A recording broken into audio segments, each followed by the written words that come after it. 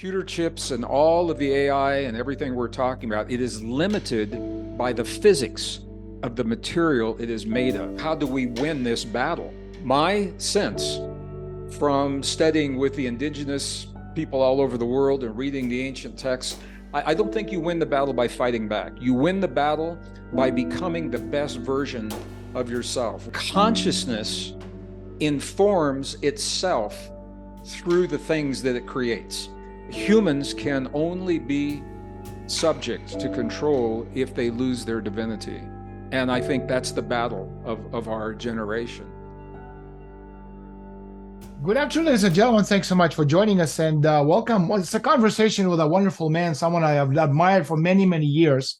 His name is Gregg Braden. He's a 5-time New York Times best-selling author. I'm not sure if it's 5 or more, scientist, international educator, and also a renowned pioneer in the emerging paradigm based on science, social policy. So, Gregg, thank you so much for joining us. I'm very glad and honored to actually be able to speak to you. Daniel, it is an honor to be with you. I have followed your work. I am a huge fan of your work behind the scenes. We have a mutual friend that's put us together for the first time. Yep. This is completely unscripted. We don't know where this is going to go, and that's what makes it very exciting. Well, we know it's gonna go well because you and I, we know what we're talking about. We have a lot of common interests as far as knowledge is concerned. Yeah. We can talk about what transhumanism is, but today it has transmogrified itself into something. Well, you know, I don't want to call it unseemly, but there's a lot to discuss as far as the direction and what we're going to do with it, and the fact that we have no language to really explain what's going to happen. Yeah, well, first, I'm just going to begin by saying I'm a scientist. I'm a degreed geologist, a very strong background in math, physics, computer science, and I am a fan of technology. So I am not anti-technology at all. What I'm seeing happening, Daniel, is there is a movement, and I'm going to use that word intentionally. I believe it is a movement. It is intentional. It's happened for a couple of generations now, where our young people are being conditioned to believe that they are powerless victims of the world around them, and that the very nature of being human, of a carbon-based form of life, we are flawed. And among the flaws that are being taught to our young people, they say the ability for humans to have emotion is a flaw because it clouds our logic and our thinking. And the ability, the way that we reproduce through physical intimacy is a flaw because it is random. It's by chance. You never know what you're going to get. And so we're being taught that we are a flawed form of life, and that we are victims of our external circumstance. And if you're a victim, it means you need a savior. And the savior that's being touted is the savior of technology. So we are now at this crossroad, a pivotal crossroad, where we are determining as a society and as individuals, how much of ourselves do we give away to the technology? Now, I'm very passionate about this for a couple of reasons. One of those reasons is there is a tenet in biology, Daniel, and I know you and your viewers have heard this. It's called use it or lose it. Right. And what that means in biology is that we have these highly advanced biological systems, you know, the immune response and human metabolism and the way that memory and neuron production, all these things, the way they work. If we begin to replace these natural abilities with synthetic abilities, with computer chips, with artificial intelligence, chemicals in the blood, sensors under the skin, what happens is that our bodies believe those functions are no longer necessary, and they begin to atrophy in one generation. And then the next generation, when we pass those characteristics on through what is called epigenetics, the epigenetic programming, right, the next generation says, you know, maybe we don't need to do these anymore. This is exactly how you lose a species. This is how you lose the capabilities of a species. So our young people are being conditioned to worship the computer chip. And what they are not being told, and as a scientist, I find this fascinating, is computer chips are definitely fast. They're definitely efficient. And I'm a computer chip guy. I love the tech. However, computer chips and all of the AI and everything we're talking about, it is limited by the physics of the material it is made of. In other words, the information is limited. It can only pass so quickly from one atom to the next atom, depending on if it's silicon or gold or whatever it is. And this is where it gets really interesting, Daniel, is because what we're finding is we say, what is the upper limit of the human neuron? What is the upper limit of the cell membrane? And what the scientists are saying now is we do not know our own limits, because every time the human body, whether it's a single cell or it's a neural network or it's a system in the body, when we approach what we believe is a limit, our bodies are conditioned and programmed to adapt and change and up-level. We diagnose problems and we heal those problems. And just for example, new brain states. When I was in school back in the 50s and 60s, and even now, young people are being taught that the brain states top out around 40. The speed of processing in the brain is about 40 hertz, 40 cycles per second. And now the Tibetan monks that are being studied at UCLA through the scanners are showing that under certain conditions, they exceed that. They can go to 80 cycles per second and then 100 cycles per second. And so scientists said, okay, we made a mistake. Now we have to have a new brain state. And then the monks said, well, if we do a different process, we'll go beyond that. And so they had to come up with the gamma brain state and the hyper gamma brain state. And now the epsilon brain states. We do not know the upper limit of what it means to be a biological being. And we are in a generation, Daniel, where we're about to give our humanness away to the technology before we know what we're giving away. And this is my message. I think what's under assault are not only our individual human rights, but the very institution of the concept of nation-state republic from the oligarchy's massive social engineering product conducted through Tavistock Institute for Human Relations and others, much larger integrated networks of these centers of applied social psychology and social engineering that emerged in the aftermath of World War II. And these groups regard us, the people, and the principles of nation state as it's kind of an axiomatic philosophical enemy. In other words, we're talking about behavior modification. So let me ask you this, from the point of view of science. Again, we could talk about transhumanism, human, transhuman, posthuman. What is the purpose, do you think, of this behavior modification we're witnessing right now? You're thinking exactly like I'm thinking, because that's where I was going to go next. Because everything you said, yes, everything you said, and those things are all happening. But ultimately, Daniel, we're in the middle of a battle. There's a battle for our thoughts. That's very apparent. You need look no further than the legacy media to see how it's called the fifth domain of warfare, how we're being programmed, our beliefs.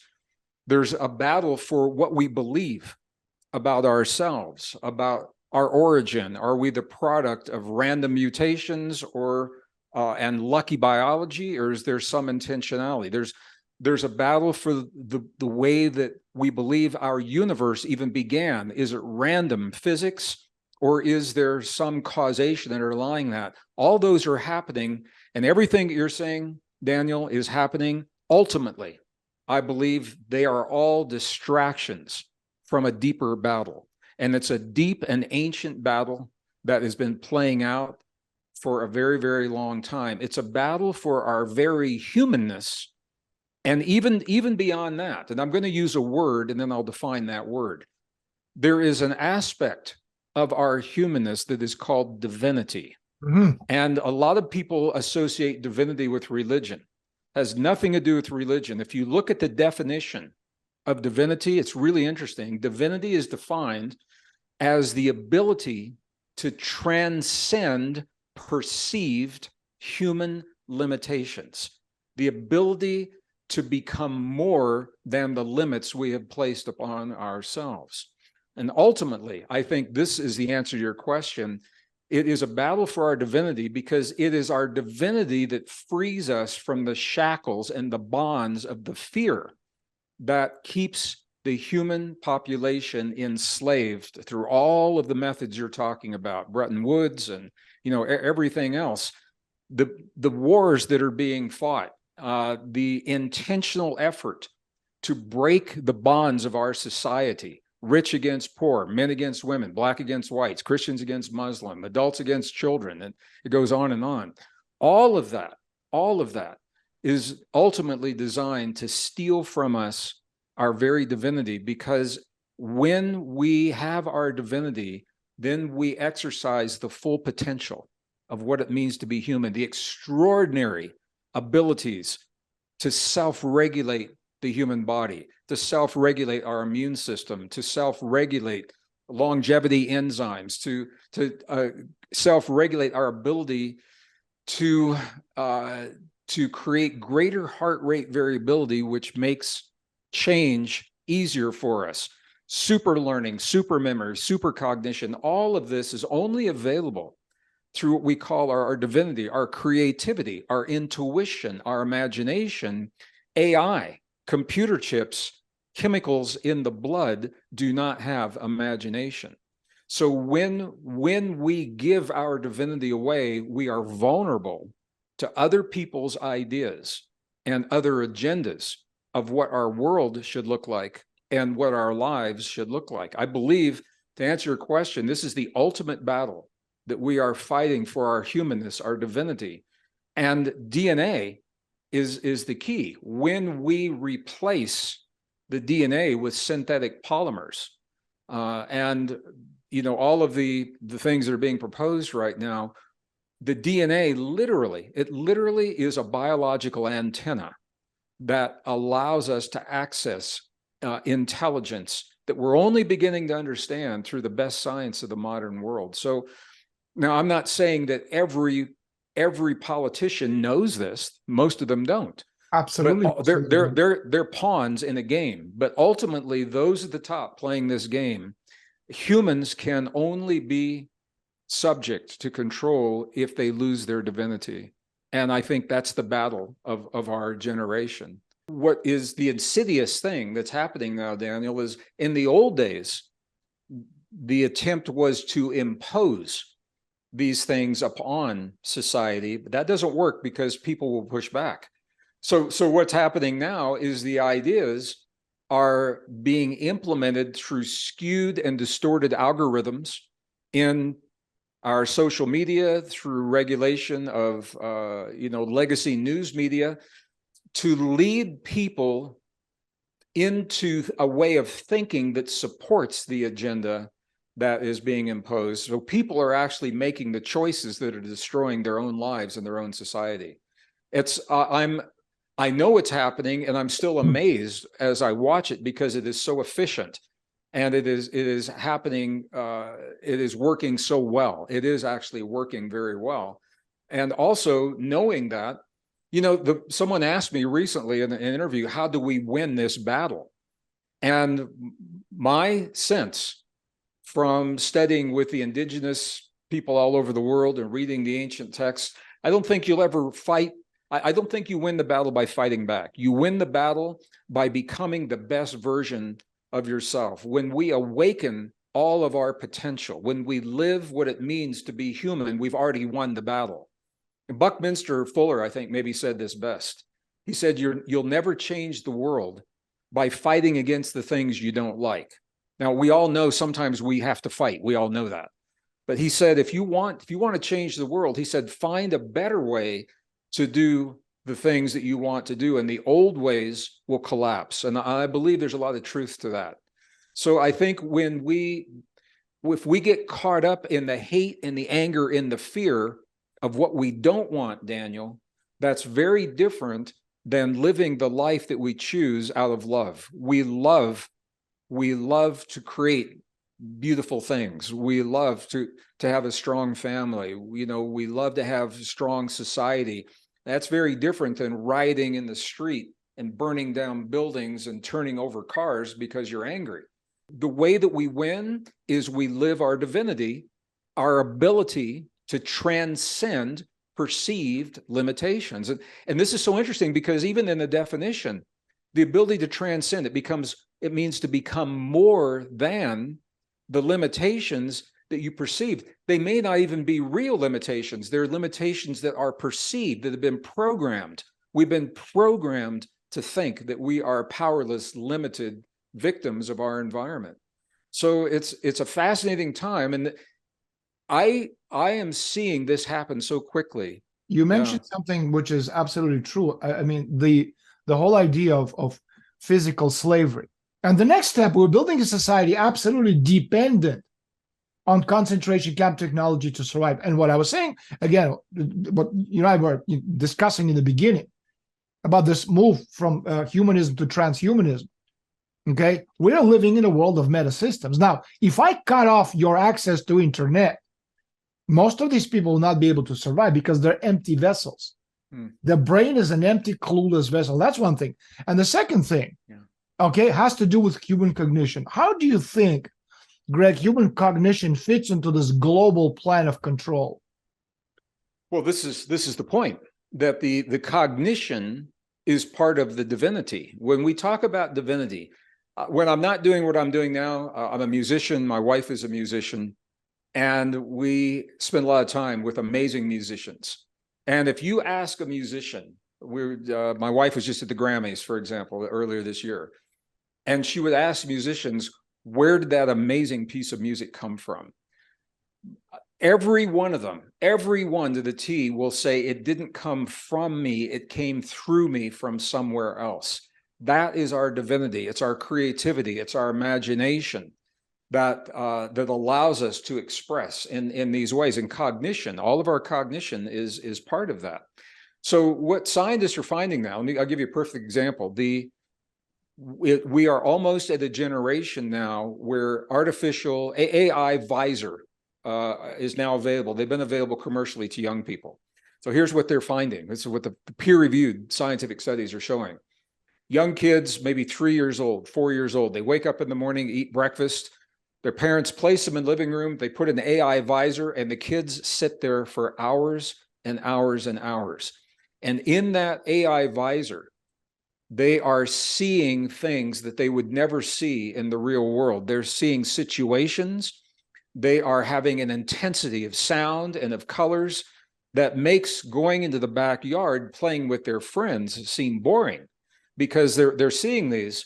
So now that this has been happening for a few years, scientists are doing the studies, and what they're finding is that cognition is being damaged from kids using these AI visors, for extended periods of time. And here's the reason: because they are watching, they are observing all of these things happening. They're not using their imagination. The AI is doing it for them. So there is a thickening in the brain, literally. The tissue and the visual cortex is thickening, but there is a degradation in other parts of the brain, as well as social skills, interpersonal communication, emotional development, even the size of the brain development. So we're already beginning to see how physiology is changing, can change in response to the technology. And I just want to say, for our listeners out there, again, I'm not against technology. It's not good, bad, right, or wrong. It's how we apply it and the thinking underlying the technology. Because we already use transhumanism. You get a hip transplant. That is a form of transhumanism, or contact lenses in your eyes, or whatever. And I think that's fine. We're talking about replacing large portions of uniquely human capabilities with synthetics, like putting a computer chip into the brain, so that parts of the brain are no longer thinking and creating those neurons, or chemicals in the blood that mimic the immune response that the body already has. And if those chemicals mimic that immune response over long periods of time, the body's own immune response is compromised. And we know this. We know this from peer-reviewed studies. Viewers. I think we're talking about, you and I are talking about something else. It's one thing, we don't want to be living in the Stone Age, but the idea is that the idea of the elite about transhumanism is and how we understand it in a good sense of the word are two different worlds. Because again, if you're thinking about what is transhumanism? It all comes from the assumption that we are flawed to begin with. But so just to be clear with our viewers, if some of you maybe have heard of transhumanism and are not so familiar, there are actually 3 levels of transhumanism, and we're engaged in 2 of those levels right now. So first level is what we just talked about. If you replace a knee or a hip or contact lenses, you're using technology to enhance the human experience. That's level 1. Level 2 is where we begin to replace parts of the body with synthetics. And I'm not against this either. I mean, today, Daniel, we have the technology. We can 3D print a kidney and the epidermis, so skin tissue for burn victims. And that's a beautiful thing to help people that need that to a limited degree. The third phase is the one that I think is the stuff that the science fiction is made of, is where the thinking, and I've talked to some of these researchers, they believe that human consciousness is limited to ones and zeros and pluses and minuses, and can be that our personality, our consciousness can be confined to a computer chip. And if we are confined to a computer chip, then we become immortal. Because when one body breaks, you download the information into another body, a robot or another human. Ultimately, I think they're afraid of their own mortality. Ray Kurzweil, who is an innovator, and he's a real technologically oriented guy. So I'm not saying he's a bad man. I'm not saying that. But he very casually says, by the year 2035, we will be a hybrid species. There will be no pure humans. But then this is so interesting. I was watching an interview and they asked him and they said, well, what does that mean for society? What does that mean, for our children in our everyday lives? And his answer was so typical. Daniel, he essentially said, don't ask me. He said, I'm just the scientist. I'm going to push the tech as far and as fast as I can. The social implications, that's for somebody else to figure out. So he's just having a great time developing new tech, but the social implications, and we're seeing this with the AI right now, and everything that's happening with AI in our lives. Transhumanists say that it is impossible to predict exactly what this post-human will be like, but according to them, it will be better. So my question is, do we want to be an immortal transhumans or mortal humans?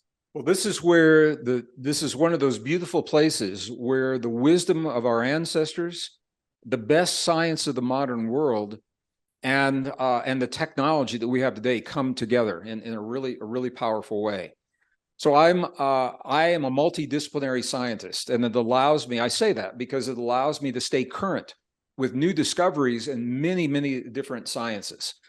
And one of the things that's not being talked about, Daniel, but the scientists are pretty much on board with this, is that we now know that we are called anatomically modern human, AMH. And we know that we showed up on Earth about 200,000 years before present, 200,000 years ago. Scientists agree on that. The controversy is, how did we get here?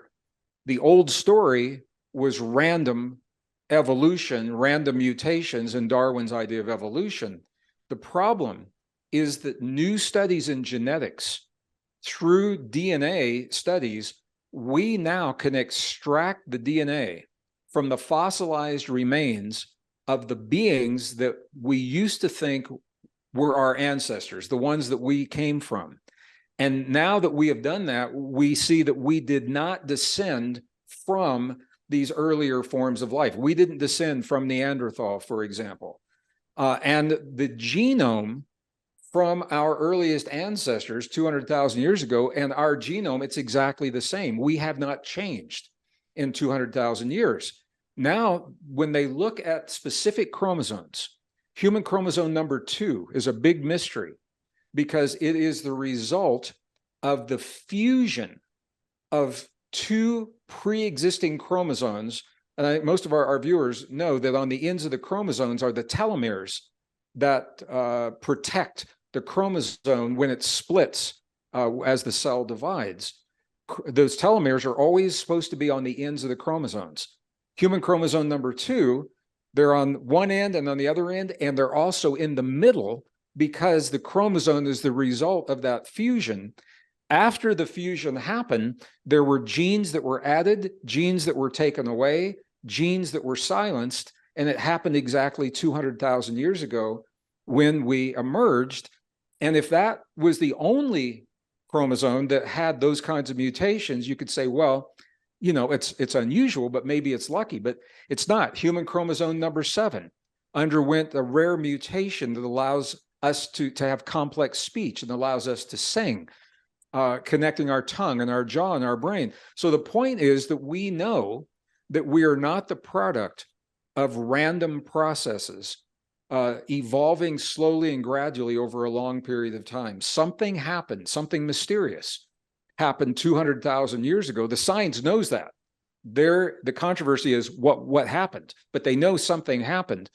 And we were given the abilities that we're only beginning to understand now. So the question is, do we believe that we know more than who or what is responsible for us being here? My sense is we know just enough to tweak that biology, but we do not know the long-term implications. And that's why I personally believe we owe it to ourselves to know who we are. What does it mean to be human? And what is our potential before we give it away to the technology? And what I'm seeing happening right now, I'm seeing two parallel societies. Daniel, there's one element of our society that's all in on all the tech. I mean, they're in, you know, give me a chip in the brain and, you know, whatever. And then there's another element of our society. I live in a rural area in northern New Mexico, and I go to my little co-op to buy my fresh vegetables and my groceries. And this is where I get to see my neighbors. They don't know what the stuff you and I are talking about. They don't talk about this stuff. But what they do know is this. They said something is wrong in the world. The world is moving too fast. We are losing the values that we cherish as individuals in the society. We need to go back to the basics. And so they're not going to go in on the technology. They're growing their own food. They're taking their kids out of school. They're growing their own business. They're not plugged into the global economy. It's a local economy. So I'm seeing two parallel societies at the same time. And I think what's going to happen, Daniel, is what humans do, is we're going to check each other out. And we're going to say, who's happier, who's healthier, whose lives are more fulfilled, who has more creativity and imagination, who are the best artists, who are the best musicians. And I think that's the way we're going to go. And I think realistically, it will probably be some middle ground. I think we'll accept some of the technology, but we're going to keep the elements of our humanness. I think that ultimately is where our society is going to go. And I think it'll be very polarized. I think there's going to be a technological element that's going to look like those cyborgs you see in, in science fiction. And then there's going to be the pure humans. And even now, Daniel, there's a call in some countries, Latin countries, for blood from people who have never accepted some of the technological interventions that we have been offered or required over the last few years. That blood is becoming more and more valuable. Once this hybrid body has been grown in a tank, what we just talked about before, okay, the team can transfer an individual's consciousness into these avatars, retaining the person's full identity. Are they telling us what they're going to do to us and we're just too stupid or too blind to see it? There is, first, I love the movie Avatar, and it illustrates a principle that now has become a philosophy in some scientific circles. And so the philosophy goes like this, that consciousness informs itself through the things that it creates. So what we think is entertainment, it might be entertainment, but it also is our consciousness creating through books and music and sculpture and dance and movies what it is that we are asking ourselves to remember about ourselves. So if you take this concept and you look at some of the big, especially science fiction movies, Matrix, for example, the first Matrix. Yeah. Now, there was Hollywood shoot them up, and they had to do that. But the theme of the Matrix is that there's a world that we cannot see that influences the world that we can see, and that we exist in both of those worlds. That's exactly what science is telling us right now. And you look at the film Inception about our ability to, film. Yeah, well, it's a very deep film, our ability to dream within dream within dream, and to actually interact with one another and have business deals. That's what happened in the movie. They would go into the dream state, seal the business deal, and then they'd walk into the boardroom and it was a done deal. But the people around them had no idea, what That's just the happened. film with Leonardo DiCaprio, in case people are Yeah, he was in that. And then you look at the films that the young people are being drawn to now. They're all about superpowers, Wonder Woman and the Avengers, about dormant powers in the human body. So when we see all of these, we have to say, if consciousness informs itself through the things it creates, what are we asking ourselves to remember through our entertainment, through our movies? When you look at Avatar, I think it's right on. I think you nailed it. And I think the Matrix, a dear friend, a colleague of mine, Dr. Bruce Lipton, we were touring Europe in a train the year that the Matrix came out. And we were talking about the movie. And he said to me, people think it's science fiction. He said, but it's actually a documentary. And I had to think about that. He said, The Matrix is a documentary. It's telling us about our relationship to the field. So I think there's a lot of truth. But let me ask you this. Because again, one of the things, if we're talking about Matrix, we're talking about the elite. What are the elite afraid of today? I think they are afraid of our divinity. I think when we talk about the elite, there are levels of elite. And some of those elite, there are pawns, and there are different levels. Yes, there's a financial game. Yes, there's a power game, and all those I acknowledge. But on a deeply spiritual level, this is an ancient battle between light and dark, good and evil, I believe. And the way it is our divinity that allows us to love. A computer chip cannot love. AI cannot love. It can mimic the love of the algorithm that it's given, but it cannot love. It cannot imagine. It can assemble bits and pieces of information, but it is not creating something. It's not drawing. This is where the science is breaking down, because modern science has yet to acknowledge the truth of how our consciousness even exists. They're searching. Brian Greene, I just saw a video with Brian Greene. He believes consciousness is a phenomenon that results from the interplay of electrons and quantum particles in the neurons. He thinks consciousness is in the brain, when clearly the science shows us that the brain the neurons are antenna, biological antenna that tune us to something that is not in the brain. And that something is where our divinity comes from, our imagination, our creativity. Divinity is the ability to transcend perceived human limitations. So it is the ability to become the best version of ourselves. If it's only possible through DNA, tuning into that. If we're replacing DNA with synthetics, we lose that access, and that's how we lose our divinity. The reason I asked is that, again, the global elite, they're convinced, you mentioned 2035 before, that by 2035, the first successful attempt to transfer one's personality to an alternative carrier will take place. Yeah, well, this is the thing. It is no secret. They're very proud of what they believe is the future that they envision for us. They're very proud of the abilities to implement that future. And I think they honestly believe that they're doing something that will benefit at least some people. The question is, what kind of a world do we want to live in? I think we can't answer that until we answer the most fundamental question: who are we? Exactly. We are not. That's exactly what I was thinking. Who are we? We are not the product of random mutations and lucky biology. Now, as a scientist, scientifically, I cannot say who or what caused those mutations 200,000 years ago. What I can say is it appears to be some kind of an intervention. That's all I can say scientifically. Now, my personal opinion, when I look at the evidence, I look at the cultural evidence from all the indigenous people. I look at the archaeological evidence that's coming to light. I look at the anthropological evidence. And now we look at the fossil evidence and the genetic evidence. All of it says that we are the product of some kind of an intelligent intervention. You know, the mutations that give us our humanness, chromosome 2, there's one gene that's called TBR1.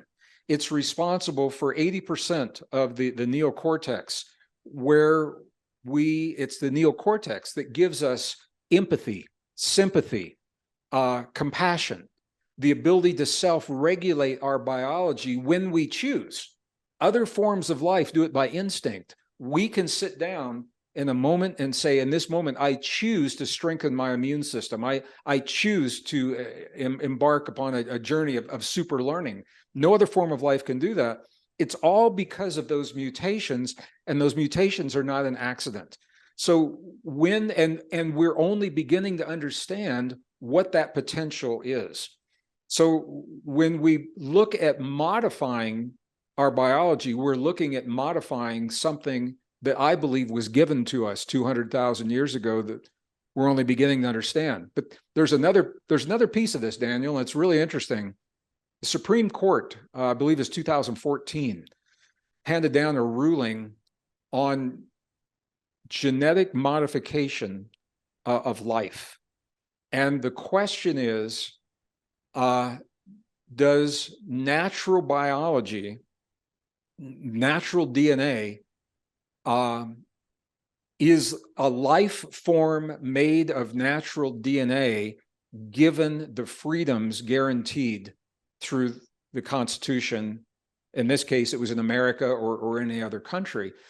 And because the pharmaceutical industries are trying to patent DNA.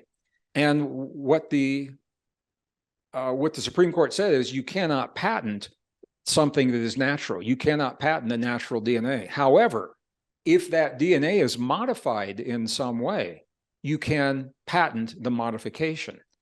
So if we are embarking on a journey where we modify our collective DNA, where it's being engineered, so it's no longer natural DNA, there are legal implications, there are implications in terms of freedom, and in terms of our rights as a form of life, if we are no longer natural DNA. And this comes right back to the transhuman, the whole transhuman idea. So, you know, you have to ask yourself, who benefits from a society that looks like this? Because it's not the average person. You know, the average person isn't going to benefit from a society like this. If you kind of extrapolate, I'll go back in time to what, you know, to the roots of some of these ideas. Transhumanism itself isn't new. It's rooted in many ancient orders and the philosophy of eugenics. So you have the across the world, we'll see these early civilizations or their obsession with what they believe to be some kind of off-world influences. And we have from Nazca lines in South America to the pyramids in Egypt. We see artifacts to the testaments to early man's obsession, to all this off-world manipulation. And every ancient culture believed that they were communicated with men somewhere in the sky. And one could say that even that Prometheus is simply an art imitating life and putting a 21st century spin on the beliefs of this Dogon tribe in Africa. Yeah. Yeah, I agree. You know, I've spent much of my adult life, I was blessed in the 1980s to begin traveling and exploring ancient and indigenous societies that I'd studied when I was a kid. And every one that I've gone to, Daniel, every single society that I've gone to, from the monks and the nuns in Tibet to the yogis in India and the sadhus in Nepal, and all through the Curanderos and the Yucatan and the Quechua in the southern Andes, and all through the American desert Southwest, all of them allow for a relationship with beings they call a family, beyond this world. And it's an ongoing relationship. It's not an ancient relationship. It's a current relationship. So now, the Western world, we're in what's called disclosure.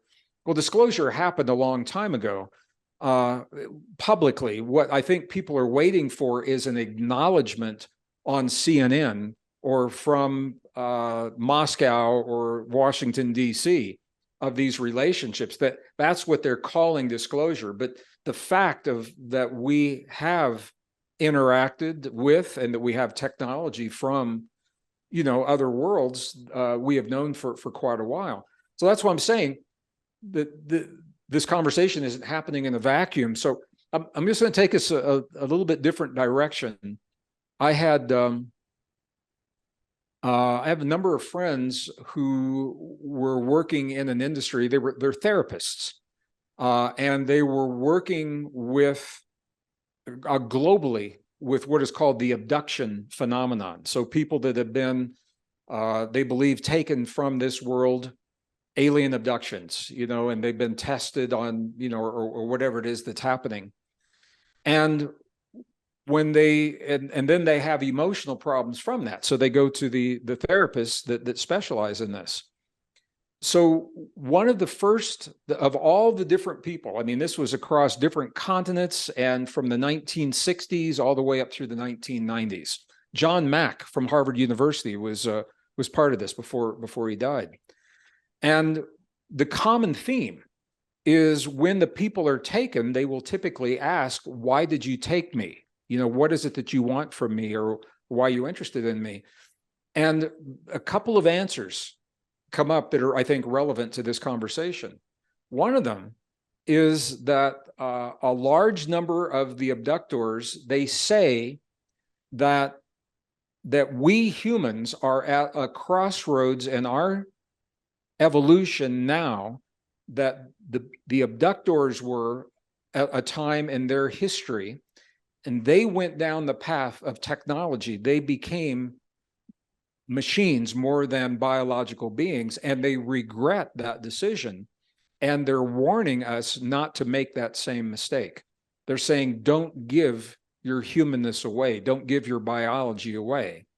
And then a lesser number of these, it was really interesting because what they called UFOs, they weren't aliens from another world. They were us from our own future coming back, saying that there was a time that humans made the choice to go the transhuman route. They became hybrid beings, and they regret that decision.